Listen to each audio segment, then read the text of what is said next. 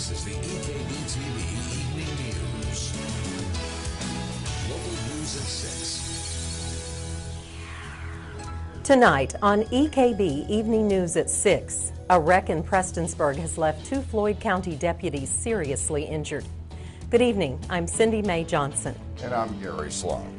We'll bring you the story regarding the accident in just a moment, but first we begin tonight with breaking news out of Pike County, where authorities are investigating a stabbing death at Wolford's Branch in Phelps. The incident happened just a short time ago and very few details are available. However, we have been told at least one person is dead. EKB News has a reporter on the scene and will bring you details as soon as they become available. People were taken to the hospital this morning in Prestonsburg following a collision involving a Floyd County Sheriff's Office cruiser and a pickup. The accident occurred around 10:30 a.m. on South Lake Drive when the 2 vehicles collided in a head-on crash. According to police, the driver of the pickup was reaching for her cell phone when she inadvertently veered into the oncoming lane, hitting the cruiser. Chief Deputy Greg Clark and Lieutenant Clayton Teal were in the sheriff's cruiser at the time and were hospitalized with what the department described as severe injuries. Clark has been airlifted to Cabell Huntington Hospital for treatment. Teal remains at Highlands Regional Medical Center for observation. The driver of the other vehicle, whose name has not been released yet, was also taken to the hospital. Kentucky State Police Post 9 in Pikeville is asking for the public's help in solving a robbery case. KSP received a 911 call of an armed robbery at Rite Aid Pharmacy at Robinson Creek yesterday. Troopers responded to the scene and determined a male subject entered the pharmacy exposing a firearm and passed a note demanding prescription medication. The Kentucky State Police is asking if anyone has any information regarding this case, please contact Post 9, 606-433-7711. All callers can remain anonymous. The subject was wearing a dark-colored hooded sweatshirt, sweatpants, gloves, and white shoes. The subject was given an antihistamine medication before fleeing the scene in a gold passenger car. A Cincinnati woman is facing federal charges after authorities accused her of slipping marijuana and cocaine to an inmate while visiting him at U.S. Penitentiary Big Sandy. According to an affidavit filed by Special Investigations Section Technician Mark Cantrell, 27-year-old Misty Davidson was visiting an inmate while allegedly carrying 4 balloons filled with drugs in her mouth.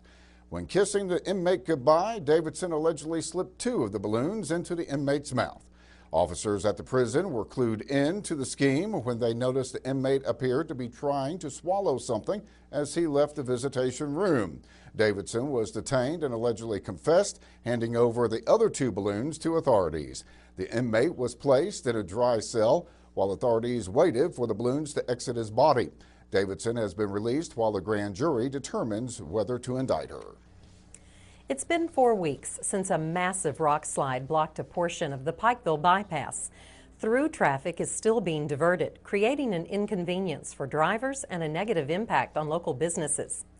With Hillbilly Days around the corner, local officials are facing even more challenges, especially given the area's proximity to emergency services. EKB News reporter Shannon Deskins has been following the story and brings us this report. A portion of the Pikeville bypass remains closed after the March 10th rock slide alerted officials to the possibility of future rock falls in that area. Highway Department officials tell us they are currently waiting on estimates to come back and the final decision to be made on how best to correct the problem, either by stabilizing the hillside or removing more material that is posing a threat. Knowing there is a very good chance the road will remain closed through Hillbilly Days, both the Pikeville Police and Fire Departments are making plans to ensure public safety will not be compromised. That's going to be a unique problem for us that we've never faced before, because that part of the bypass is used for the circle to come around town versus where the boulevard usually pack that traffic. We'll combat that by having officers in that area on that side of the barricades and on the other side of the barricades at all times. That way there'll be a vehicle patrol on this side of town, on the north side and the south side. That way it won't hinder the response time by using the bypass to go through. They'll already be in that area.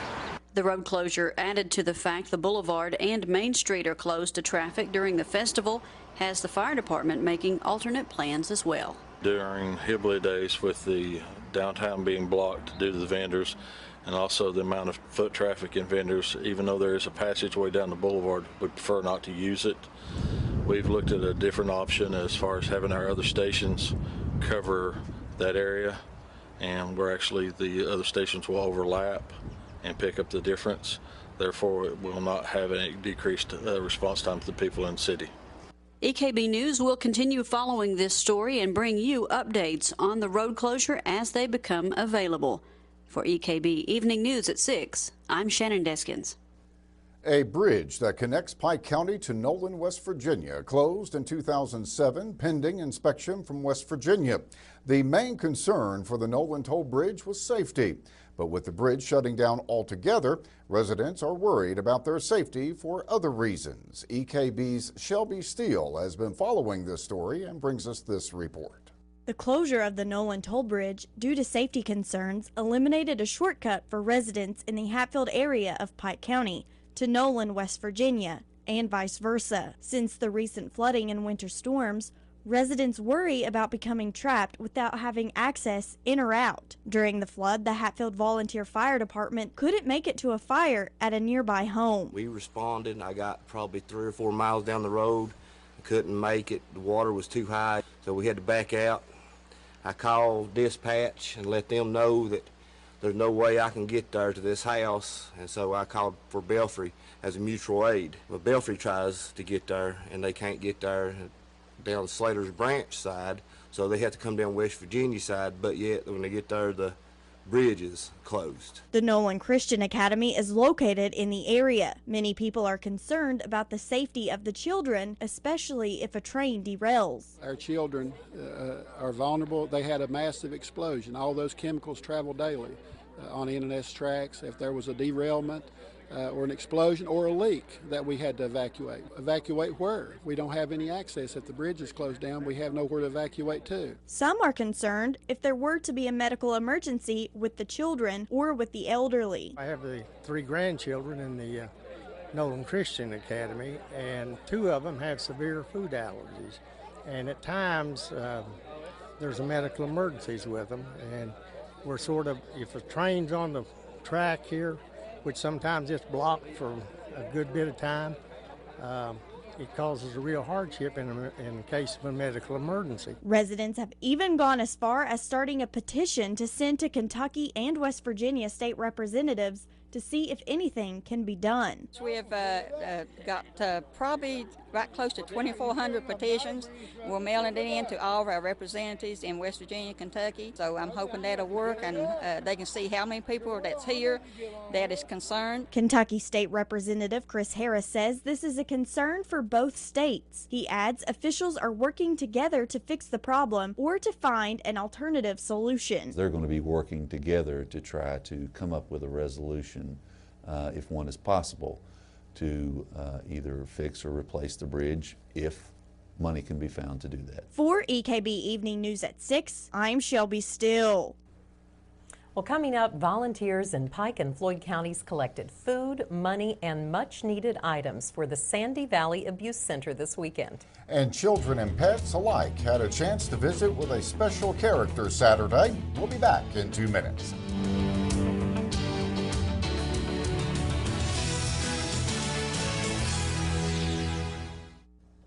Volunteers across Kentucky collected non-perishable foods, housekeeping and personal care items, and financial donations for domestic violence shelters around the state on Saturday as part of First Lady Jane Beshear's Shop and Share program.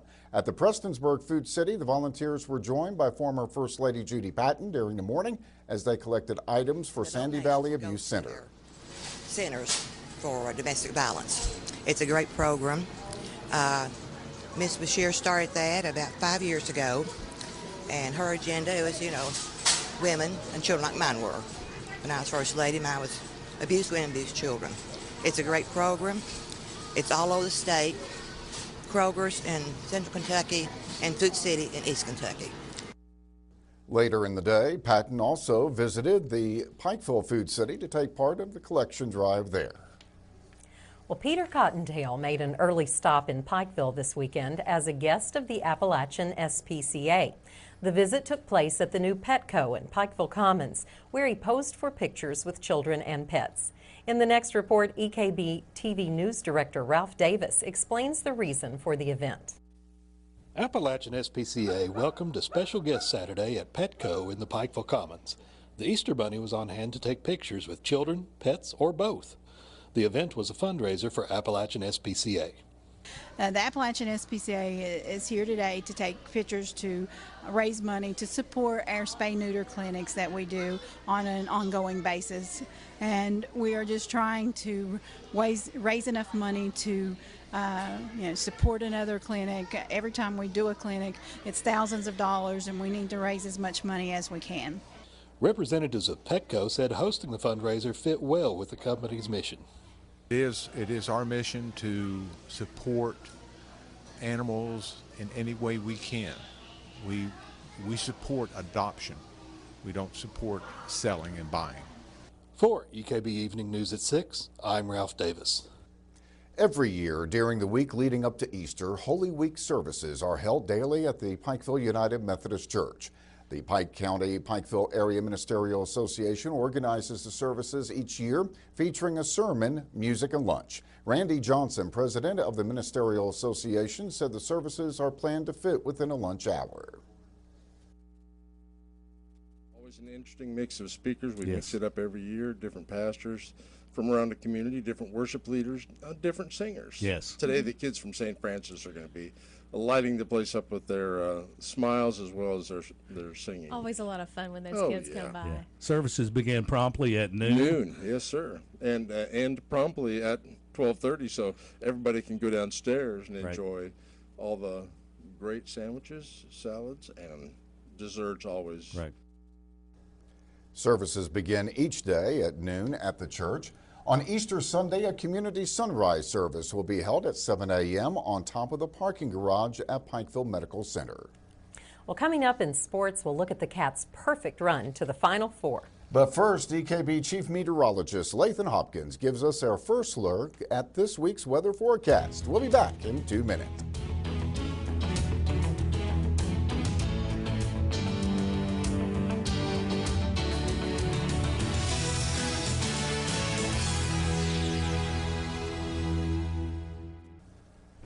Well, it's Holy Week, the week leading up to Easter. I expect daffodils and warm weather. Yes. And you know what? You will get at least the warm weather. Okay, good. Things actually looking pretty nice, not only this week, but even into the weekend, which we're going to talk a lot about coming up here in just a little bit.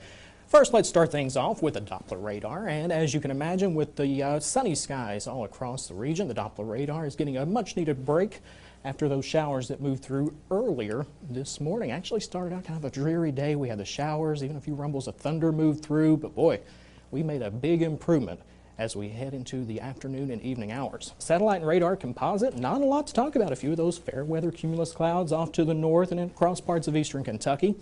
Other than that, a pretty nice evening. There you see that front that brought the showers earlier this morning. It's already moving off the east coast. Behind it, high pressure will be moving in, and you can see sunny skies all throughout Kentucky, West Virginia, Illinois, Missouri, all looking very nice this evening. Temperature-wise, well, we made it into the low 60s, which is where we should be this time of the year. Right now, 61 degrees, Pikeville, Prestonsburg, 59 in Paintsville, 58 in Salyersville, 60 in Inez, and 64 the current temperature in Williamson. As we head into the overnight hours tonight, expecting partly cloudy skies, and even during the day tomorrow looking pretty nice. Temperatures about 5 degrees warmer than what we out there today. What we will have to watch, a front will try to move in from the north, and as it does so, will bring a little more in the way of cloud cover by tomorrow evening, and maybe even a stray shower, but I don't think all of us will definitely see the rain. Most of us will stay dry. And then as we head into Wednesday night, things really begin to clear out. We get a couple of nice days, but unfortunately, another storm system will be developing off to the west, and as it does so, this one will impact our forecast, especially Thursday into the day on Friday. And we'll have some impact even as we head into the early part of the weekend. We'll talk about that here in just a second. Temperatures by tomorrow morning, upper 30s in the valleys, low 40s elsewhere, but tomorrow we're back in the upper 60s. calling for temperatures near 70 degrees as a matter of fact. Now, once that front moves through Tuesday night into Wednesday, temperatures will take a little bit of a hit. We'll be back in the low 60s, but notice what's happening. Off to the west, 70s making a return. And yes, believe it or not, by Thursday, some of those will indeed be making their way right here across Kentucky. I mean, it stretches from eastern Kentucky, western Kentucky, even 80s down into the deep south. So a big warm-up indeed on the way. As far as how this will affect the pollen count, well, if you're suffering from allergies, the pollen count sponsored by Faith Pharmacy, not good. 10.2 on Tuesday in the high category, 10.7 on Wednesday, and even higher. 12 is the max. We're at 11.4 as we work our way into the day on Thursday. Your 5-day forecast, there you see that stray shower Tuesday evening with temperatures near 70 degrees, 64 Wednesday. Showers and thunderstorms a better threat on Thursday into Friday, and that will really knock down temperatures by Saturday, 55 degrees. A lot of folks making plans for the Easter weekend, 35 for those sunrise services on Sunday, but Sunday afternoon we're back in the mid-60s.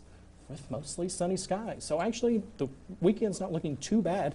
Maybe a couple of showers early Saturday morning. Other than that, looking dry. Sounds like good egg hunting weather. It's perfect. That's what we need. Yes. Thank you, Lathan. As the Wildcats continue their perfect run through the NCAA tournament, Big Blue is meaning Big Green for local businesses. EKB News reporter Courtney Levern brings us this report. With college basketball's March Madness upon us, bars and restaurants alike have flourished with customers who have come out to their establishments to watch the games. At the Pig and Poke restaurant in Prestonsburg, the tournament games do play a factor in the flow of the customers they receive throughout the normal day, especially if the Kentucky Wildcats are playing. We typically have a rush, during the game. We'll have people that come in and, just specifically to watch the game. Going from Pig and Poke over to Bank 253 in Pikeville, game day does play a hand in bringing locals out to the bar and restaurant. I think it gets more people out of the house, and especially where it's wintertime, everyone gets all locked up in their house, the hibernation, and it gets people out and together and having a good time, and I think it's just very beneficial for not only just us, but a lot of the places in the area. Bank 253 also makes sure they are prepared when game day rolls around. We are fully staffed for the games. One customer even elaborated on what brought him out to this restaurant. Especially UK games, the environment here is perfect. It's a trifecta of, like a good night. But everyone could agree on one common interest. Kentucky's going all the way. All the way. Go Big Blue, let's win it all, 40-0. Obviously, when UK plays, it's huge. Everyone just goes wild. Reporting for EKB Evening News at 6, I am Courtney Levern. Of course, the Landmark's Fifth Bar is also a beneficiary of Big Blue turning into Big Green. They've had big crowds at every event. Absolutely. And we'll be back in 2 minutes with sports. It's a 7 long three-pointer. Oh, you've seen it before. Aaron Harrison buries a 3, and Kentucky is on top. Well, so far, everybody who's been on this newscast has had their voice, and I'm surprised after UK's game. Well, a lot of screaming in the house, but a day to recover. Sunday, a day of rest. So we're ready for Monday and ready for next Monday as well. It seemed as if every time Kentucky would get a bucket inside from Carl Anthony Towns, the Fighting Irish had an answer with either Zach August or Jerry and Grant. Notre Dame gave Kentucky its best shot, yet the Wildcat defense made plays when it counted most. Trailing 48-44 with 11 minutes remaining in the game, Kentucky made its final 9 shots and outscored the Irish 24-18 down the stretch. Notre Dame did not score on its final 3 possessions, including a block by Willie Cauley-Stein and one of only 7 turnovers the Irish would commit for the game. Kentucky survives 68-64. Coach John Calipari after the game. Well, really proud of the guys. All we did was we were just scratching to stay in the game. I don't know if our breakdowns until I watched the tape were us or Notre Dame being that good offensively. And I'll tell you that, the thing on the side pick and roll and the empty side pick and roll, that's on me as a coach. We never figured it out. We tried doing some different things, and they just kept scoring on that. And Mike did what he should have, just kept going back at it. But it was nice to see Aaron do what Aaron does. Just a huge 3. It was great to see Andrew play an okay game but make the plays down the stretch. It was great to see in the second half us able to throw at Carl Towns, and they either were scoring or you got to leave somebody, and then Tyler makes that three in the corner. But we were just fighting to stay in the game, to be honest with you, and it was nice to see how it finished for these kids. Elite Eight scores from yesterday's Sparty ended Louisville's season with a 76-70 victory in overtime over the Cardinals, placing Tom Izzo's Michigan State Spartans in the Final Four, one of two Big Ten teams that will be featured at Indy. Finally, Duke held off Gonzaga 66-52 to reach their 16th Final Four. Kentucky is the 13th team to enter a Final Four undefeated, as the Cats will face off with Wisconsin, a rematch from the Cats dreaded most of all in the tournament. Wisconsin rallied to defeat Arizona 85-78 Saturday evening. The Badgers are back in the Final Four back-to-back seasons for the first time in school history, and featuring two outstanding offensive threats in Frank Kaminsky and Sam Decker. Now here's hoping Aaron Harrison will be eating his Wheaties this week if he's needed for another big game-winning basket. The Final Four is set for Saturday from Lucas Oil Stadium in Indianapolis. Game 1 will feature Michigan State and Duke at 6:09 p.m. This is a rematch from earlier this season in which Duke defeated Sparty by 10. Finally, Wisconsin will square off with Kentucky 8:49 p.m. This year's national semifinals features the most combined Final Fours by the coaches involved all time, with 27 appearances between Coach K, Izzo, Cal, and Bo Ryan. Now, speaking of changes, coaches are on the move in the college ranks. CBS Sports reporting that Eastern Kentucky's Jeff Neubauer has left the Colonels to become the head coach at Fordham. Neubauer had been at EKU since 2005 with 188 wins, along with an OVC tournament title in 2014. Also, Alabama has reportedly made a pitch at Wichita State's Greg Marshall. Late breaking today, Rick Barnes, formerly of Texas, could be at Tennessee in the day or two ahead. Back to the Wildcats, All-American honors were announced today, and Willie Cauley-Stein was given first-team honors. Willie joins Badgers forward Frank Kaminsky, Duke's Jaleel Okafor, D'Angelo Russell of Ohio State, and Notre Dame's Jerian Grant as the first-team All-Americans. Karl Anthony Towns was named second-team All-American. And finally, congratulations are in order to the U-Pike women's bowling team. The women brought home their 4th national championship overall with a 3-0 win over Robert Morris of Illinois at the NAIA National Invitational held over the weekend. They came back home today to a nice celebration. U-Pike's KT Simpson was named the tournament's most outstanding player as the Bears won the NAIA National Invitational for only the second time since it started in 2011. And that's a look at sports. What about those bowling Bears? Wow, yeah. A 4th national championship. Got one championship brought home today. Hopefully the Cats bring home one a week from today. Oh, we're counting on that. Absolutely. We'll be back in 2 minutes. And a final quick look at the weather. Temperatures tonight back down to near 40 degrees, but upper 60s to near 70 for tomorrow. Oh, sounds looking good. nice. Well, that will do it for tonight's EKB Evening News. Remember, you can get more local news anytime by listening to the radio stations of East Kentucky Broadcasting. And of course, you can follow sports. Sports Guys coming up. Yes, tonight at 6:30 as soon as we're done here. You can always follow EKB News and EKB TV on Facebook and Twitter. We leave you tonight, as we promised, with a sample of the music featured in today's Holy Week services. Good night. Thanks for watching.